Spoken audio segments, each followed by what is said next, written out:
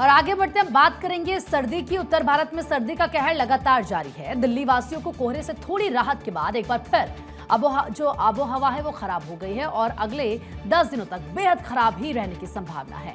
आपको बता दें कि हवाओं की कम रफ्तार की वजह से प्रदूषण में इजाफा हुआ है और अगले 10 दिनों तक इसका स्तर बेहद खराब ही रहने वाला है। प्रदूषण का स्तर बेहद खराब होने के बावजूद ग्रेप 3 के लगने की संभावना फिलहाल अभी तो नहीं है। AQI 401 या इससे अधिक होने पर ग्रेप 3 लगाया जाता है। ऐसे में पुनर्नुमान के अनुसार अगले 10 दिनों तक इसके आने की संभावना नहीं है। 1 जनवरी को साल की प्रदूषित शुरुआत के बाद हवाएं तेज हुई और इसकी वजह से 2 और 3 जनवरी को प्रदूषण में काफी कमी आई और एयर क्वालिटी इंडेक्स 300 से कम रहा। लेकिन रविवार को इसका स्तर बढ़कर फिर से 300 पार कर गया। देखिए, रविवार को राजधानी का AQI 307 रहा, फरीदाबाद का 215, गाजियाबाद का 298, ग्रेटर नोएडा का 316, गुरुग्राम का 333, नोएडा का 307। 40 में से 26 जगहों पर प्रदूषण का स्तर बहुत ही खराब स्थिति में रहा। 10 जगहों पर यह खराब और 2 जगहों पर यह सामान्य स्तर पर रहा। अब बात करते हैं कहां पर कितना AQI रहा। तो देखिए, दिल्ली के शादीपुर इलाके की बात करते हैं, 363 AQI दर्ज हुआ। चांदनी चौक में 339, नेहरू नगर में 327, आलमविया में 321, जहांगीरपुरी में 320, विवेक विहार में 319, वजीरपुर में 312, रोहिणी में 308, दिलशाद गार्डन में 308, ओखला में 302, अशोक विहार में 303, द्वारका में 294, अब पटपड़गंज में 290 और RK-पुरम में 296, ITO पर 256। कड़ाके की ठंड ने उत्तर भारत को अपनी गिरफ्त में ले लिया है। कोहरे की मोटी चादर ने सुबह सुबह सड़कों को गायब कर दिया है। गिरते तापमान ने लोगों को घरों में दुबकने पर मजबूर कर दिया है। देश की राजधानी दिल्ली में रविवार को दिन का तापमान औसत से नीचे चला गया और राजस्थान के कई हिस्सों में विजिबिलिटी काफी कम रही, जबकि कश्मीर घाटी में पारा शून्य से नीचे है और मौसम विभाग ने अगले कुछ दिनों में ऊंचाई वाले इलाकों में हल्की बारिश या फिर बर्फबारी की संभावना जाहिर की है। अगर देखिए मैदान राज्यों की बात करते हैं जिसमें पंजाब आता है, हरियाणा, उत्तर प्रदेश आता है, राजस्थान, बिहार, मध्य प्रदेश, यहाँ पर बारिश की संभावना जताई जा रही है। तो वहीं कोल्ड वेव का अलर्ट है पंजाब में, हरियाणा में, उत्तर प्रदेश में, राजस्थान में, बिहार में, मध्य प्रदेश में, झारखंड, छत्तीसगढ़ में कोल्ड वेव का अलर्ट है। पहाड़ों से लेकर मैदानों तक मौसम की मार से जनजीवन अस्त व्यस्त है। हिमाचल प्रदेश और कश्मीर में पारा लगातार माइनस में पहुंच चुका है। हिमाचल के किन्नौर के पूह उपमंडल में नाको झील पूरी तरह जम चुकी है। उत्तर से पूर्वोत्तर और पश्चिम से पूर्वी राज्य तक कोहरे का कहर लगातार जारी है। इस तरह मौसम की मार से आम जनजीवन बुरी तरह प्रभावित है। रेल से लेकर प्लेन के सफर पर असर नजर आ रहा है। अगले 4 से 5 दिन मौसम के ऐसे ही बने रहने की संभावना है और कुछ जगहों पर शीतलहर भी चल सकती है।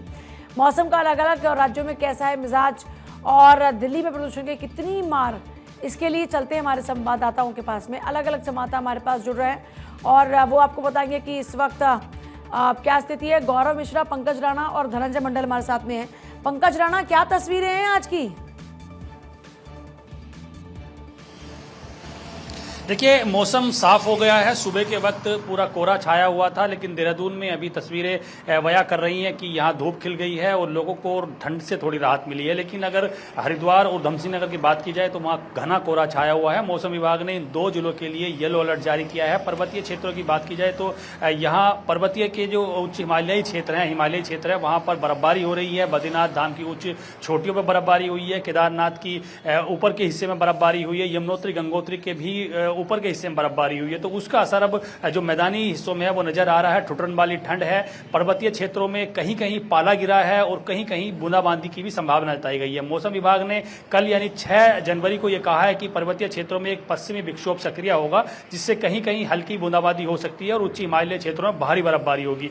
यह सिलसिला अगर जारी रहा तो मैदानी इलाकों में ठिठुरन बढ़ेगी। देखिए, देहरादून में धूप खिली है। इसके अलावा ऋषिकेश की बात करें तो वहां भी धूप खिली है। विकासनगर में धूप खिली है, लेकिन हरिद्वार, उधमसिंह नगर, चंपावत, नैनीताल के कुछ हिस्से में घना कोहरा छाया हुआ है। वहां लोगों को आवाजाही में दिक्कतों का सामना करना पड़ रहा है। पर्वतीय क्षेत्रों में ठिठुरन वाली ठंड की वजह से लोगों को दिक्कत हो रही है, लेकिन क्योंकि देखिए उत्तराखंड एक शांत वादियों वाला राज्य है और यहाँ हर वक्त जो है जब क्षेत्रों में जब भी सुबह का वक्त होता है तो सूर्यदेव अपनी दर्शन दे देते हैं, धूप खिल जाती है। जैसे प्रधानमंत्री नरेंद्र मोदी ने इसलिए ये कहा था कि उत्तराखंड आइए और घाम तापिए यहाँ पर आकर, तो ये सिलसिला यहाँ जारी रहता है। लेकिन दो जो जिले हैं यहाँ के, अगर हम उधम सिंह नगर और हरिद्वार की बात करें तो वहाँ घना कोहरा छाया रहता है, क्योंकि उत्तर प्रदेश से सटे हुए जिले हैं ये और वहाँ काफ़ी दिक्कतें होती हैं। लेकिन पर्वतीय क्षेत्रों में दिन के बाद पूरा धूप खिल जाती है, लेकिन सुबह और शाम टेम्परेचर माइनस में जाता है, तो वहाँ दिक्कतें होती हैं। सुबह के वक्त देहरादून का जो टेम्परेचर था वो 4 डिग्री सेल्सियस था, मसूरी का माइनस में जा रहा है, और इसके साथ साथ ही जो बद्रीनाथ केदारनाथ के क्षेत्र हैं वहाँ पर भी 4 से 5 डिग्री जो सेल्सियस है वो माइनस में जा रहा है, तो वहाँ पर बर्फबारी का सिलसिला जारी है। ऐसे में ये साफ कहा जा सकता है कि अगले 2 दिनों तक इन क्षेत्रों में अगर बारिश और बर्फबारी होती है तो मैदानी इलाकों में ठिठुरन वाली ठंड बढ़ेगी, जिससे लोगों की मुसीबतें बढ़ सकती हैं। फिलहाल देहरादून में धूप खिली है, जिससे लोगों को हल्की राहत मिल रही है। धनंजय मंडल का जल्दी से रुक करते हुए, धनंजय, रांची की बात करते हैं। इस बार देखा हमने कि जैसे पहाड़ों में इस बार ठंड है, जिस तरह वहां पर तापमान नेगेटिव में जा रहा है, सुना है कि इस बार झारखंड के भी कई इलाकों में स्थिति बिल्कुल वैसे ही है। बिल्कुल सही कहा आपने पूजा। देखिए पहाड़ों में जिस तरह बर्फबारी, हिमालय क्षेत्र में जिस तरह से बर्फबारी हो रही है, उसका असर साफ साफ झारखंड में देखने को मिल रहा है। झारखंड की राजधानी सहित 14 ऐसे जिले जहां पे येलो अलर्ट जारी किया गया, 8 जिले जहां पे भारी शीतलहरी का अलर्ट जारी किया गया। चाहे हम लातेहार, जो बिहार से सटे हुए जिले पलामू, गढ़वा, लातेहार और ये तमाम जो जिले, वहां पे घना कोहरा 10-11 बजे तक घना कोहरा हर दिन रह रहा है और शाम होते होते बहुत ही शीतलहरी का चपेट में ले लेता है। रांची की अगर बात की जाए, रांची का मेस्क्लूसीगंज हो या कांके का इलाका हो, काफी सर्द रहता है। मेस्क्लूसीगंज में तो 0.9 डिग्री तक का टेम्परेचर चला गया था। हालांकि अभी 4-5 डिग्री टेम्परेचर बना हुआ कांके और मेस्क्लूसीगंज में। गुमला पलामू की बात करें, वहां पे भी 4 से 5 डिग्री टेम्परेचर बना हुआ है। रात में काफी ठंड थी और जो मौसम विभाग ने येलो अलर्ट जारी किया था उसके मद्देनजर देते हुए सारे स्कूल, पूरे झारखंड में सारे स्कूल 12वीं तक बंद कर दिया गया। आप समझ सकते हैं 2 दिन यानी आज और कल जो काफी ठंड का अलर्ट जारी किया गया था, उसी के मद्देनजर पूरे झारखंड में, राज्य में स्कूल को बंद करना पड़ा है। शीतलहर की अगर बात की जाए तो इसके चलते लोगों को काफी दिक्कत का सामना करना पड़ा। ट्रेन का जो आवाजाही काफी लेट पहुंच रही है। फ्लाइट की अगर बात की जाए, जो कलकत्ता से सुबह 7 बजे की फ्लाइट आती है वो 9:30 बजे के आसपास आ रही है। जो दिल्ली से फ्लाइट आती है वो भी 1.5-2 घंटे फ्लाइट लेट आ रही है। कमोबेश ऐसे 1 दर्जन से ज्यादा ऐसे फ्लाइट है जो दिल्ली पहुंच रही है रांची और यहाँ से टेकअप भी कर रही है। तो ये जो सर्दी का सितम है लगभग 9 तारीख तक ऐसे ही बना रहेगा। सुबह के वक्त 8 से 9 बजे तक घना कोहरा रहेगा, उसके बाद धूप खिलेगी। धूप में थोड़ी बहुत लोगों को राहत देगी, लेकिन 3 बजे के बाद लोगों को फिर से ठंड के आगोश मिलेगा, जिसके चलते शासन प्रशासन ने अलाव की व्यवस्था की है। लोगों को बचाने की कोशिश की जा रही है।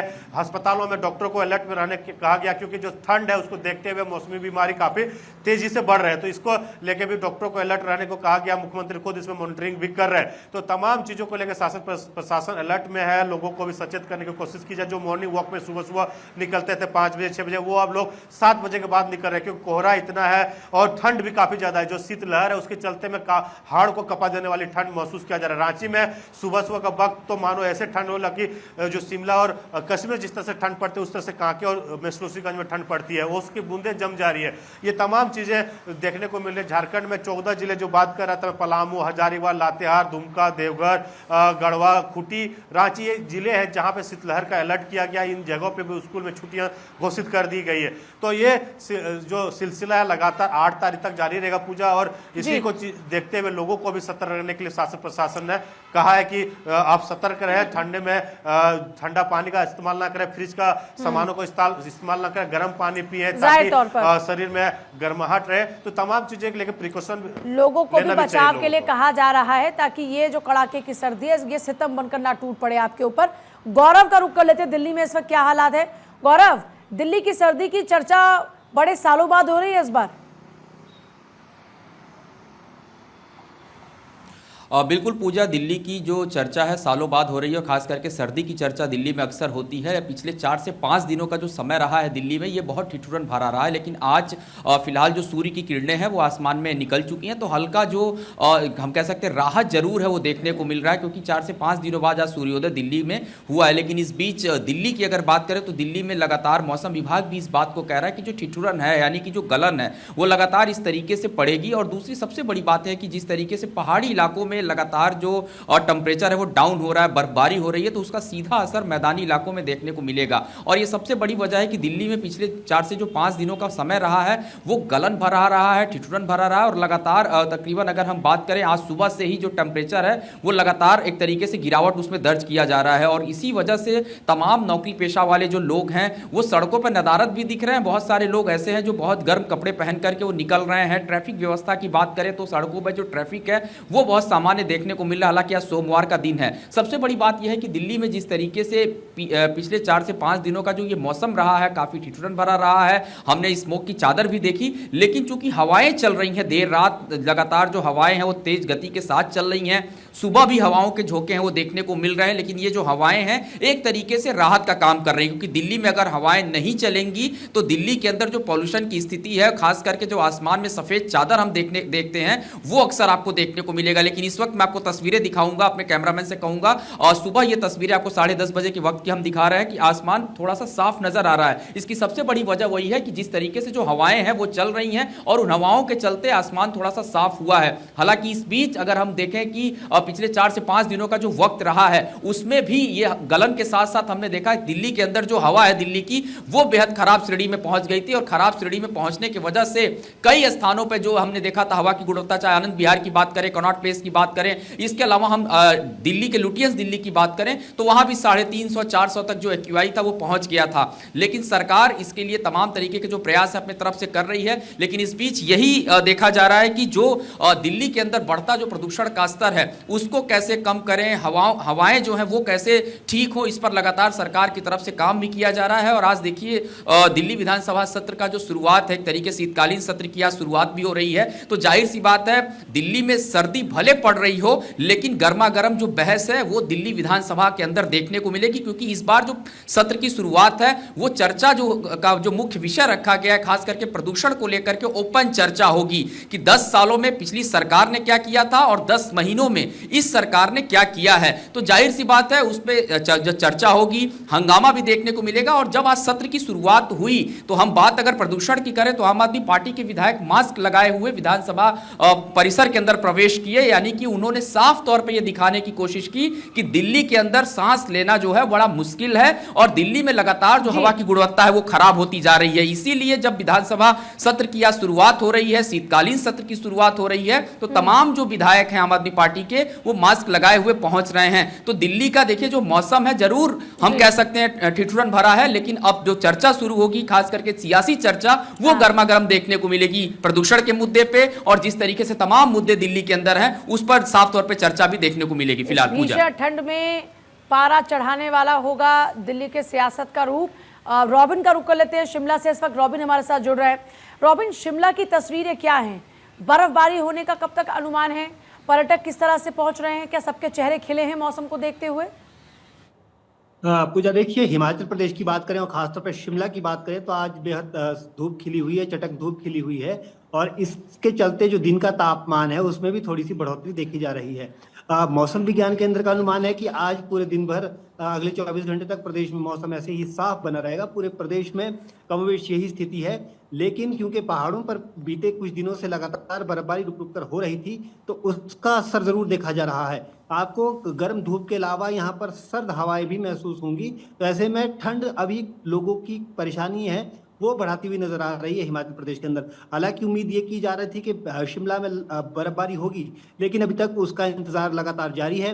पर्यटक भी इसका इंतजार कर रहे थे कि शिमला में बर्फबारी हो, लेकिन अभी कुछ दिन और हिमाचल प्रदेश के खासतौर पर शिमला, मनाली, धर्मशाला जैसे इलाकों में बर्फबारी के लिए इंतजार करना होगा। हालांकि प्रदेश के जो ऊपरी इलाके हैं जिसमें लाहौल स्पीति, किन्नौर, चंबा के जो हायर रीचेज है, कांगड़ा के जो हायर रीचेज हैं, वहाँ पर कुछ समय में लगातार बर्फबारी होती रही है, और आने वाले समय में भी ऐसी अनुमान है कि आने वाले दिनों में भी यहाँ इन इलाकों में बर्फबारी हो सकती है। लेकिन जो मिड बेल्ट है जहाँ पर पर्यटक सबसे ज़्यादा आता है उन इलाकों में अभी बर्फबारी की कोई हाल फिलहाल आसार नहीं है, जिसको लेकर यहाँ का लोग और यहाँ के खास तौर पर पर्यटन कारोबारी बेहद चिंतित हैं, क्योंकि ये ना केवल यहाँ की बर्फबारी से ना केवल यहाँ के मौसम पर पूरा परिवर्तन होता है, बल्कि यहाँ के जो पर्यटन कारोबार है उसके लिए भी संजीवनी का काम करते हैं। और साथ में क्योंकि यहाँ सेब और दूसरे फल का भी उत्पादन होता है, तो ऐसे में फल उत्पादन के लिए भी बर्फबारी का होना बेहद आवश्यक है। लिहाजा अब आने वाले दिनों के लिए इंतजार किया जा रहा है कि पश्चिमी विक्षोभ हिमाचल प्रदेश के अंदर सक्रिय हो और बर्फबारी, अच्छी बर्फबारी शिमला और तमाम इलाकों में देखने को मिली।